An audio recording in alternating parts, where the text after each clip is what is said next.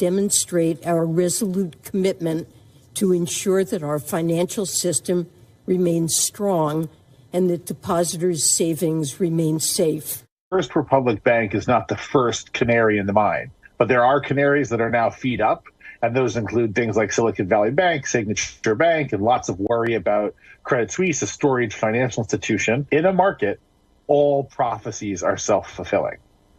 So if people begin to feel like a bank is going to fail, they pull their money and they tell everyone this bank is going to fail. And almost no matter how stable the bank was when the story begins, this begins to sap the confidence, deny the assets, and create a situation where also none of the other players in the market want to stand next to you or want to do business with you. A round of financing on Sunday raised through JP Morgan and had given First Republic access to $70 billion in funds, but that failed to calm investors. Worries of a contagion deepened with the demise of Signature Bank to follow that of Silicon Valley, and depositors began moving cash to larger lenders. First Republic Bank's stock closed up 10% on news of the rescue, but its shares fell 18% after market trading, after the bank said it would suspend its dividend. News of the rescue also helped boost Wall Street indices. Smaller banks also rebounded from the recent sell-off. The Federal Reserve has lent U.S. banks nearly $12 billion under a new one-year lending program unveiled on Sunday. U.S. Treasury Secretary said authorities moved swiftly to protect depositors at Silicon Valley Bank and Signature Bank. She said authorities acted when they saw a serious risk of contagion that could have triggered runs on many banks.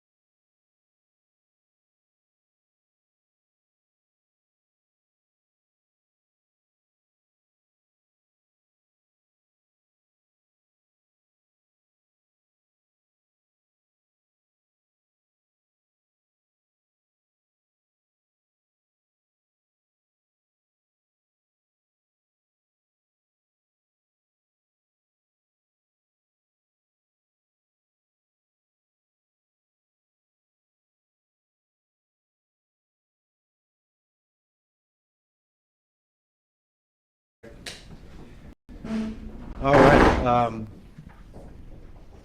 little bit like deja vu, meaning this. When we started in the summer for this school year, do you guys want to come on up? I have two division superintendents here, Laura Stout, Luz Martinez, Dr. Luz Martinez, Dr. Stout, division superintendents. When we started last year, we had, I had announced 28 NES schools related to 3 feeder patterns. And then a few principals during the training asked if they could volunteer, and we thought a handful would be okay. And you know the story, 57 schools volunteered to be NES. We called them NES aligned, mostly because they were not reconstituted. So that's how we got to 85 NES or NES aligned schools total. A couple weeks ago, I announced 26 D or F and low D schools will be part of the NES orbit next year. So 26 additional NES schools. At that time, we also announced that there would be 24 schools that would be able to opt in, but only after talking to their SDMC, the, shared decision-making committees, their staff in particular, and their parents. And so there was a process over the last 2 weeks where schools did just that. But we also said it would be a principal's decision based on that input from their staff, SDMC, and parents. So we got the list on Wednesday, and my team has been going over that just to make sure that the principals did their due diligence. It's still their decision, but they did their due diligence, and that we have no real anomalies in the data that we could find and their decision-making process. So on Wednesday, and after the due diligence, we had 19 schools opt in. So that's 19 out of 24. So stop right there, because the headline there for me is that despite some of the social media messaging and some other negativity, staff members, principals, parents learned, found out about what NES is, and there's been a lot of positive too, but they took the time to really talk to their colleagues and say, okay, what is this NES is about? And we found out that a lot of staff members and parents actually didn't know that much about it. Now they do, and 19 out of 24 schools have opted in. I said back 2 weeks ago that we would only take 14 of those 19 schools, and the main reason for that is just to make sure we're conservative on the budget. But over the last couple of days, I've been talking to the CFO, Chief Financial Officer Jim Terry. I've been looking at the budget myself, and we believe that we can find the funds to do all 19 schools. Part of that is when you have people willing to do the hard work, willing to do, be what we call the coalition of the willing. It's hard to say, well, never mind, thanks for really thinking hard about it, even though we'd warned them that there might be that possibility. And, I didn't know at the time that we would have, more than 14 who are interested anyway of opting in. But we did, and so we will add 19 schools to the 26 schools to the 85 schools. Okay, 19 opt-in, 26 that have to be new next year, so that's 45 schools added to the 85 that already exist, which puts it at 130 NES schools for next year. We're not using NESA anymore. NES schools next year. That's, if you don't count the specialty schools, that's half the district. So half the district will be NES schools. So, exciting news. Who's got the first question? All right, we'll go to Asher and then Liana. Yeah, thank you, Superintendent. Can you share the list of the, I guess it'd be 5 schools that did not opt in? Yes, actually I can share the list of the schools that did opt in. How's that? Sure. So I think this is in alphabetical order by the first name. Austin High School, Bell Elementary School, Deedy Middle School, Forster Elementary School, Frost Elementary School, and by the way, you will get this press release here shortly. So if you don't copy it down, that's fine. Gross Elementary School, Jefferson Elementary School, Kettleson Elementary School, Marshall Middle School, Montgomery Elementary School, Navarro Middle School, Neff Elementary School, Peterson Elementary School, Reynolds Elementary School, Ross Elementary School, Sanchez Elementary School, Southmaid Elementary School, Tinsley Elementary School, and Valley West Elementary School, which means that the 5 that did not accept NES status is Brayburn Elementary School, Emerson Elementary School, Heinz Caldwell Elementary School, and Love Elementary School, and Shern Elementary School. Okay, and so you guys got the list of 24 a while ago. So, next question. All right, Liliana. You mentioned that your financial team was able to find all the funding for the extra schools that wanted to opt in. If everyone had chose to opt in, would there have been issues with financially being able to make this happen? Because I know you mentioned wanting to eventually try to get the entire district encompassed into this. I tried to be conservative on budgeting. You know that I've said more than once, the 24-25 school year, we will bring to the board a budget that has an $850 million fund balance. And so that's the plan. And so even with these additional schools, we think we'll be able to, find enough money to do that and still maintain an $850 million fund balance. We're in the budgeting process right now, guys, and we'll bring a budget to you, to the board, a draft budget in April. Go ahead. We've heard from some parents at the schools that chose not to opt into NES that they have concerns that their principals may face repercussions because of this choice. Is that something that could potentially happen if they chose not to opt in? No, there's no repercussions for opting in or opting out of NES. In fact, like I said, we weren't anticipating all of them anyway. So no, related to NES opt-in or opt-out, there's no repercussions. Ms. Margaret. I understand that the teachers at these schools and the principals are not going to have to reapply for their jobs. Is that correct? So for all of the NES or orbit, the NES schools, 130 of them now, there will be what we call a proficiency screening.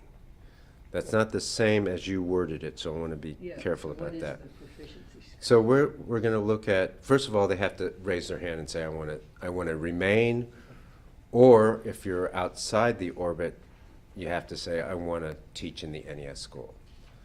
So that's the first thing that happens. You got to say, I want to do this. So it's a choice. If you say, I don't want to do that, then you can apply for a job or receive a job in the district, but not in NES. So number one. There's a window for that. And then after that, if you say, yes, I want to be, we will look at your spot observations, we'll look at your achievement data, we'll look at, I know this is technical, domain 4 of the T-test rubric, which has to do with teamwork, professionalism, things like that. That's part of the T-test rubric, domain 4. So we're going to look at those things and then determine whether a person is proficient or not. If they're proficient, they'll be able to stay. If they're progressing to, it'll be a principal's discretion. Okay, as a follow-up to this, I think what one of the letters I read that went out said if a school decided not to opt in, they would not, of this 24 group, they would not be forced to in this year. Is that they? That's correct. So the 5 campuses Yeah. I just named, they're not going to be NES. What happens the next year? So, well, I don't know is the answer. We're going to look at our data over the course of this year and next year's mid-year data. So we'll have more data at that time.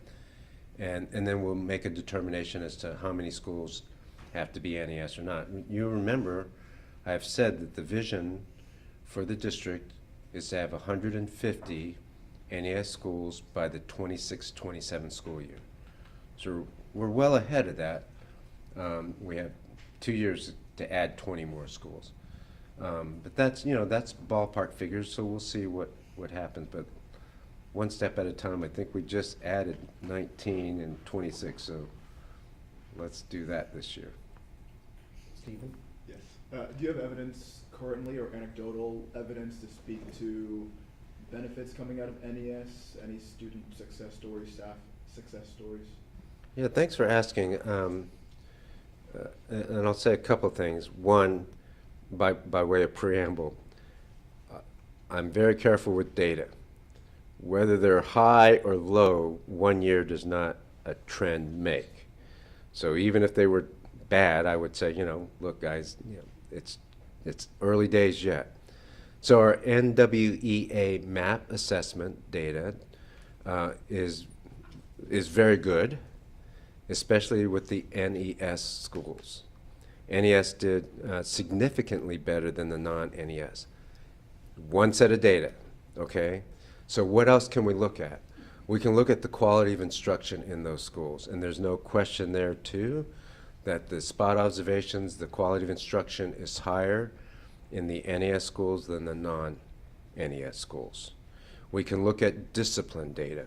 Despite the recent news that one school getting all the attention, discipline data is way down in the discipline challenges or issues are way down in the NES schools compared to where those schools were a year ago.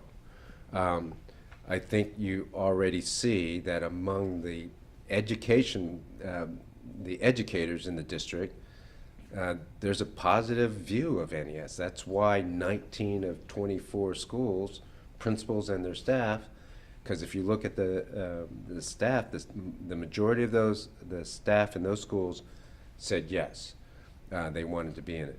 Now, that's not 100%, so I'm sure you're going to go find, you can find a person who's just down on NES and they're from these 19 schools.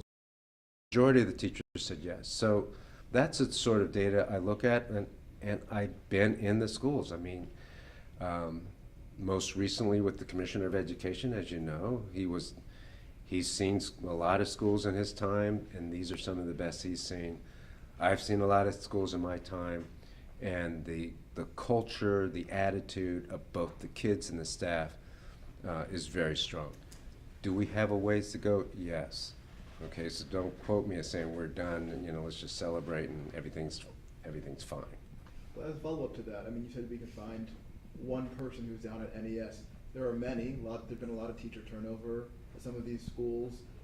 Teachers' unions have been speaking against, or some have been speaking against NES. I mean, what's your response to that? So again, the majority is very positive. 19 out of 24 schools are positive. I suggest they, go visit. I suggest they stop with social media for a while, go visit the schools, keep an open mind about what's actually happening there, and then, make a determination. I don't suspect any of those folks who are really week after week on social media have visited more than 1 or 2 schools. I've visited 90. And so I think perspective would be helpful. And that's why you see these schools, after checking it out, after talking to their colleagues, after learning about it, still are wanting to be NES. Why is that? Liliana? We've heard some people being critical of the fact that these decisions are being made based off of a school rating system that's currently being held up in some courts. Can you talk about still deciding to move forward with these decisions and using these school ratings? So we have the same raw data as the state. We also have the same methodology. We have a very competent performance and assessment team that have done this calculation over and over again over the many years. And we got technical advice from TEA. We put the data together. I'm very confident in that data. And that's why we're using that data for the schools. The other thing is this. If you study the NES schools and methodology, the systems there, it's hard to argue with it. It's hard to argue with this innovative approach to direct instruction and differentiated instruction. It's novel. The commissioner said it's probably the best system of differentiation in the country. And he's a, I hope he won't mind me saying this, but he's a curriculum and instruction geek. Does a lot of research on it. The other thing that about NES is the staffing model. It's hard to argue with teacher apprentices and learning coaches. That's nobody. In fact, I don't know anybody who's arguing about that, right? That's a bad thing. It's hard to argue about dyad programs. So we didn't replace any electives. We added to electives, and when you go to those schools and check out the kids who are doing photography, yoga, martial arts, dance. It's hard to argue with that. It's hard to argue that kids have time. If they're ahead, they go to the team center where they're challenged. If they're behind, they spend more time with the teacher in the classroom. That's hard to argue with. So even if we didn't have any ratings, if we know that kids are struggling academically, why wouldn't we use sound, proven instructional models to help our kids? So Sharpstown High and Neff Elementary, which are becoming NES schools this year, have a majority of students who are emergent bilinguals, and which can just be an extra challenge trying to learn English at the same time as you're learning all these other things. So what do you think emergent bilingual students need to succeed, and how will the NES help with that? Mm-hmm. So despite what some people might say, there are variations depending on dual language, emergent bilingual, accelerated kids, or Vanguard. So we can modify the program to make sure that we're taking care of the needs of our emergent bilingual kids, our special needs kids, which are also in the NES orbit. So we will differentiate and make sure that our emergent bilinguals are getting the best education possible. All right, any other questions? Ms. Margaret, go ahead. This is sort of a follow-up on something else. Earlier in the year, there were a lot of complaints that slides weren't right. And there's still some, but not nearly as much. And at the time, you talked about a program where you would bring in like teachers to help who are experts in that area. Did you actually do that? Yes, we did, and it's having the predicted effect. Meaning, what Margaret's talking about is we brought in teachers half-time, so they they're in the classroom teaching, and then in the afternoon they go to the curriculum department and they help tweak, revise, change, vet the lessons so that it's a little bit more geared towards a teacher's eye versus a curriculum department's eye. And that's helped a lot. And you're right, we don't hear as many complaints.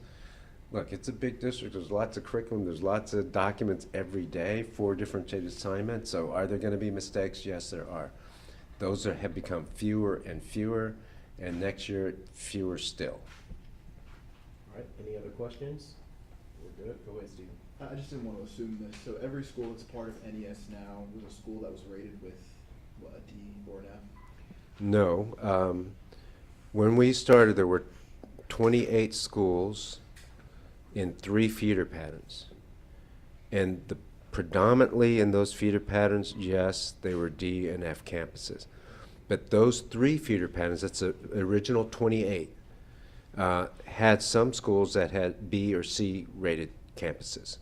So that's why the answer is no, not all of them were D and F. The 57 that volunteered, not all of them were D or F. Those are just volunteers, and they're sprinkled throughout the district. Most of them are also D or F campuses, but many of them are C and B campuses. Only now with this tranche of schools are they F campuses that have to, low D that have to, and then now we have upper D that have opted in. So it sounds like you wouldn't categorize all NES schools as underperforming? That's right. Okay, so then what word would you use to describe these schools? So I think most, I mean, apart from the 28 original, most of them, on the whole, as a group, are underperforming schools. And most of them, as a group, have been underserved as a group. Go ahead.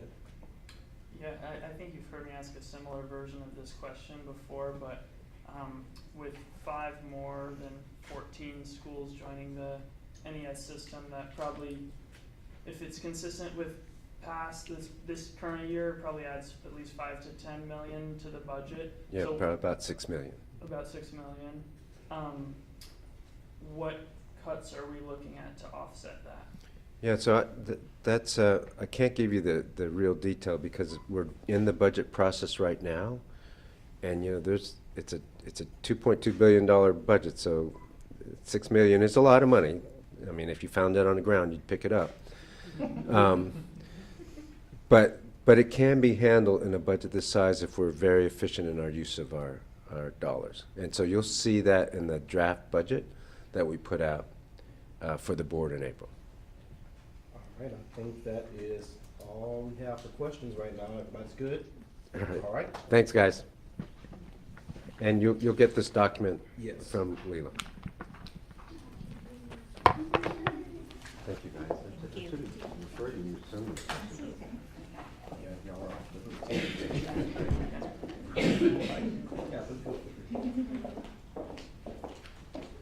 Hard copies of that list ready to go or no? Let me check and see. I'm not sure we printed them up. I see some papers in her hand, so she.